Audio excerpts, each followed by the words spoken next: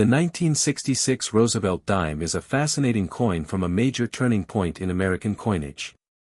In 1965, the United States Mint removed silver from the dime and replaced it with a copper and nickel-clad composition. That makes the 1966 dime part of the second year of this important transition. The regular 1966 dime was struck at the Philadelphia Mint, and it carries no mint mark. More than 1,300,000,000 were produced, so an ordinary circulated example is not considered rare. But that does not mean every 1966 dime is uninteresting. Collectors pay close attention to condition, strike quality, surfaces, and unusual characteristics. The coin weighs 2.27 grams and measures 17.9 millimeters across. Its composition is 75% copper and 25% nickel over a pure copper center. This distinctive clad construction was designed to reduce the cost of producing dimes after the rising price of silver made the old silver composition increasingly impractical. On the front, you see the familiar portrait of President Franklin D. Roosevelt, designed by John R. Sinek. The inscriptions include Liberty, Indiana, God We Trust, and the date 1966. Because this regular issue was produced at Philadelphia, there is no mint mark beneath the date.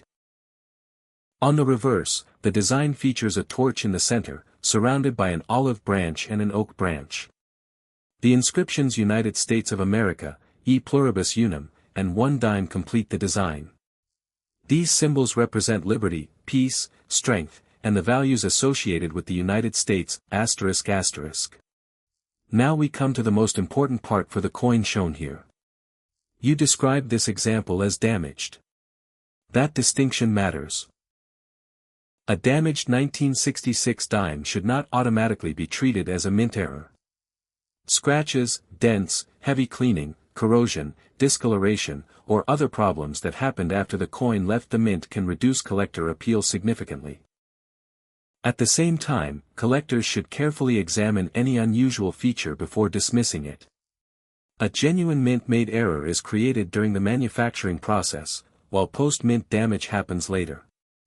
The difference can sometimes be difficult to identify from appearance alone, which is why unusual examples may require expert examination. There is also another interesting side to the 1966 issue. Special mint set examples were produced during this period, and these can have much sharper presentation and different collector characteristics than ordinary circulation strikes. So when examining a 1966 dime, it is important to know exactly what type of coin you have. For a damaged example, condition becomes especially important. Collectors look at the amount of wear, the quality of the original surfaces, the sharpness of the design, and whether the damage appears natural or was caused after minting. Cleaning is another major concern. Polishing or harshly cleaning a coin can leave permanent surface problems and often makes the coin less desirable to serious collectors. The 1966 Roosevelt Dime is therefore not a coin that should automatically be called rare or valuable simply because of its age. With a mintage of about 1.3 billion regular strikes, most circulated examples are common.